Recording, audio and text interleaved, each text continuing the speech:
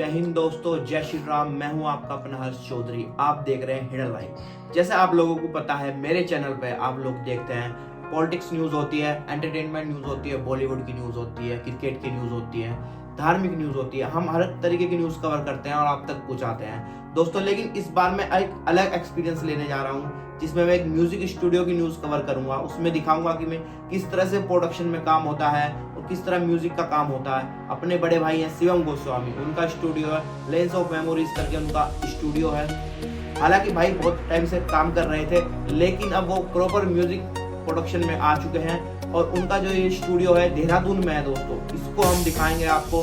और एक इंफॉर्मेशन आपके लिए ये है कि जो भाई है हमारे पंजाबी हो, हरियाणवी हो, गढ़वाली हो, हिंदी हो, किस तरह का भी म्यूजिक कराना हो या सॉन्ग रिकॉर्डिंग करानी हो या बैकग्राउंड म्यूजिक करवाना हो, वो करवा सकते हैं आप भाई से। मैं भाई से बढ़िया तरीके से परिचय अपना दिलाऊंगा भाई का।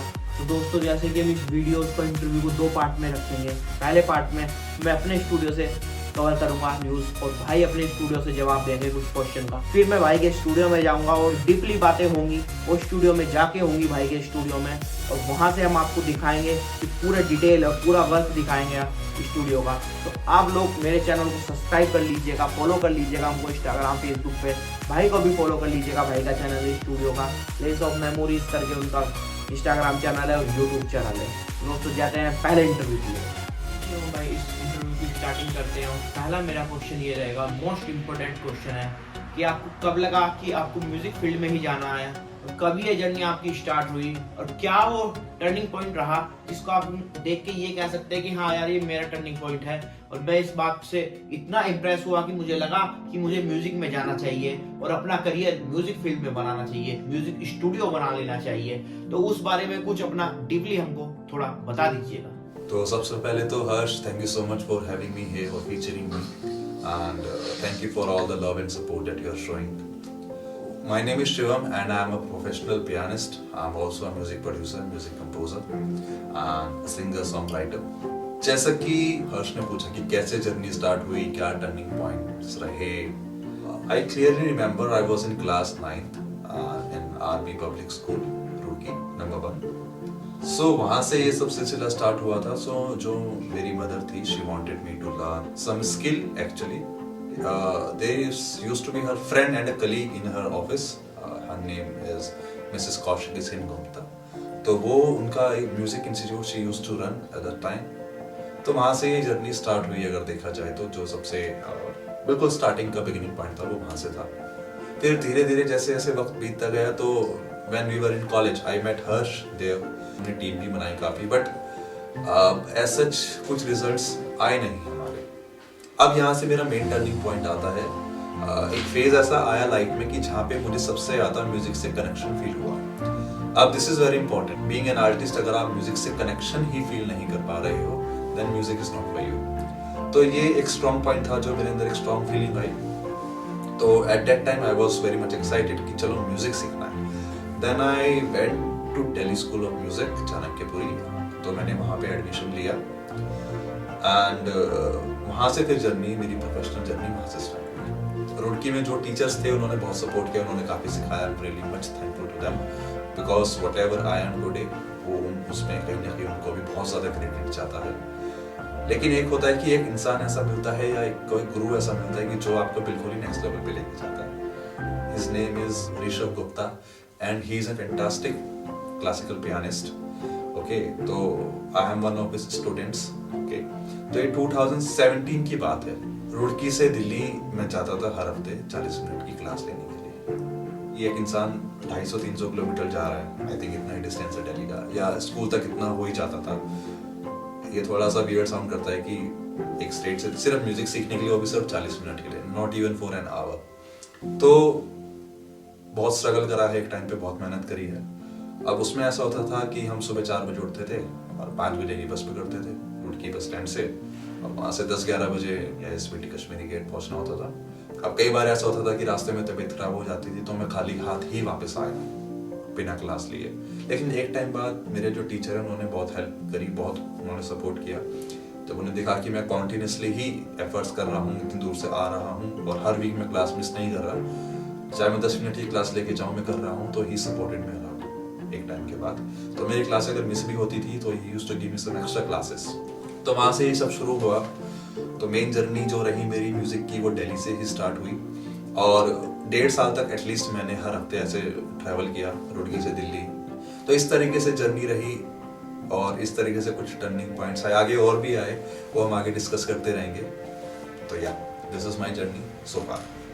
जी शिवम भाई, जो दूसरा मेरा क्वेश्चन आपसे ये रहेगा कि जिस तरह ये फील्ड है, ये फील्ड म्यूजिक की फील्ड होगी, एंटरटेनमेंट की फील्ड होगी, या कुछ इस तरह की सोशल मीडिया की जो भी फील्ड्स होती हैं उनमें थोड़ा रिस्क ज्यादा रहता है अगर कंपेयर करें हम नॉर्मल, जिस तरह जॉब हो गई नॉर्मल या वैसे अदर फील्ड के वर्क हो गए, इसमें थोड़ा रिस्क आपको ज्यादा ही लगता है। तो उसमें आप क्या कह सकते हैं कि अगर मान ले कि आप इस फील्ड में नहीं आप कामयाब होते या यहाँ तक नहीं पहुंचते, तो आपने क्या डिसाइड करा था, क्या आपका सेकेंडरी ऑप्शन था?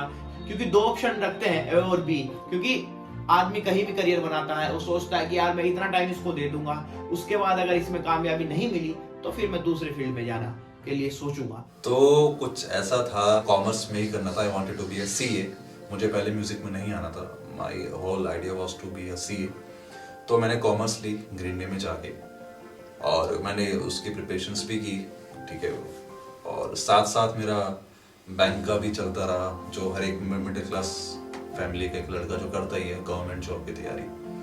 तो कहीं ना कहीं ये सब चीज़ें भी थी और एक डर तो था ही कि भाई म्यूजिक में कुछ होगा कि नहीं होगा, because coming from a very small city Roorkee, तो achieving this much is a very big thing. ये पॉसिबल नहीं होता अगर मेरे पेरेंट्स मुझे इतना सपोर्ट ना करते, बिकॉज कहीं ना कहीं उन्हें कॉन्फिडेंस में लेकर ही मैंने ये चीज़ स्टार्ट की थी and they were not sure enough. तो साइड में था कि ठीक है, सीए की तैयारी करते रहो, बैंक की तैयारी करते रहो और अपना म्यूजिक करते रहो, जो हो जाए ऊपर वाले के उससे वो हो जाएगा।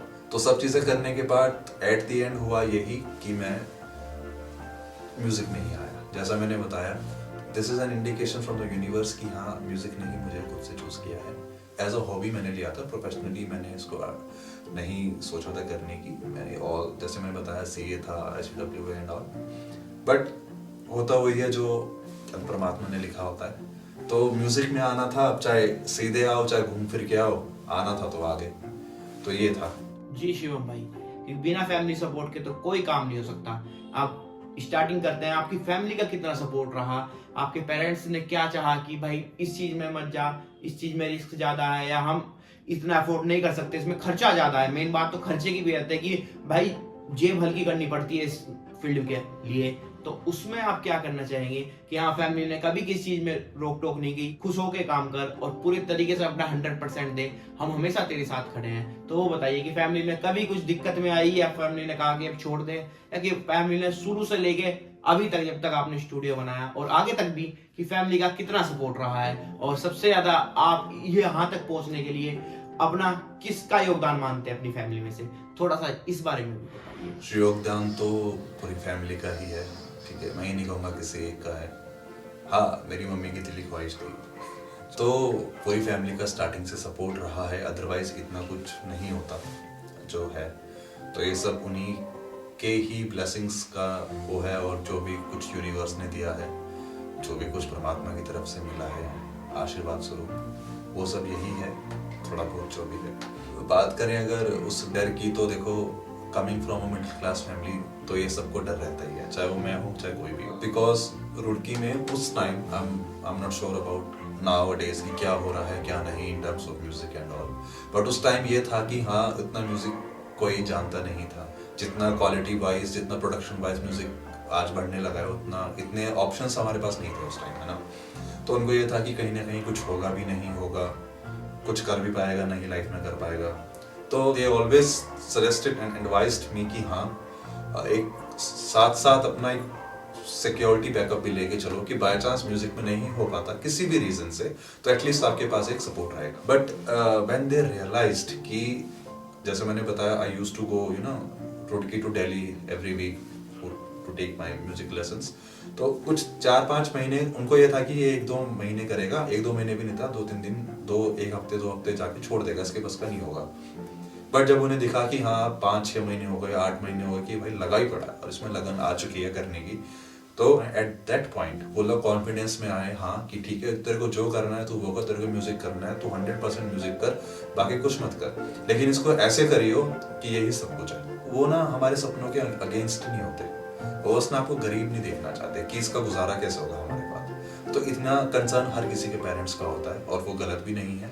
कई बार हम इस चीज़ को नेगेटिव ले लेते हैं कि हमारे पेरेंट्स उस चीज़ को सपोर्ट नहीं कर रहे, नहीं ऐसा नहीं होता, वो सपोर्ट तो करते हैं, बट अंदर ही अंदर उनको ये रहता है कि और हमारे जाने के बाद ये अपना गुजारा भी कर लेगा, अपना परिवार चला लेगा। हमने तो जैसे तैसे चला लिया, बट क्या ये चला पाएगा इसको करके, तो इतनी सी बात है। So if you want to work for our dreams, तो we have to we have to take some mature decisions कि ठीक है मैं साइड बाय साइड बैकअप भी रखूंगा for my parents satisfaction, plus मैं अपने सपने पे भी काम करूंगा जो मैं बनना चाहता हूँ। ऑनेस्टली मेरे को सिर्फ ये प्रोडक्शन करना था, स्टूडियो बनाना था and all, but see destiny जैसे मैंने बोला है, आप म्यूजिक में चाहे सीधे आओ चाहे घूम के आओ, आते वहीं हो जहाँ पे आना होता है। अब it's been approximately 8 to 9 years मुझे टीचिंग करते हुए, ठीक है। I have taught thousands of students so far from India and outside India and all. और रही बात पैसों की, जैसे आपने बताया जी बहुत ढीली करनी पड़ती है, तो भाई दिस इज ट्रू, करनी पड़ती है, नहीं करोगे तो नहीं मिलेगा, और ऐसा भी नहीं है कि करने के बाद मिल जाएगा, इसकी भी कोई गारंटी नहीं है। This is all I would say आशीर्वाद है ऊपर वाले का कि जितना भी कुछ है ये सब ब्लेसिंग्स ही हैं पेरेंट्स की और ऊपर वाले की। तो या और खर्चा इसमें see there is no limit in music, आप कितना पैसा लगा लो उतना ही कम है। नए नए इक्विपमेंट्स आते रहते हैं, टेक्नोलॉजीज आती रहती हैं, आपको अपग्रेड करना पड़ता है हर एक टाइम के बाद। बट हाँ एक टाइम तक अगर आप स्टडी कर रहे हो म्यूजिक में, तो हाँ पर्टिकुलर जो लगता है वो तो लगता ही है, उसके बाद जो आगे है वो डिपेंड्स ऑन यू कि आप अपना बिजनेस में कितना इन्वेस्ट करना चाहते हो। That is totally up to you.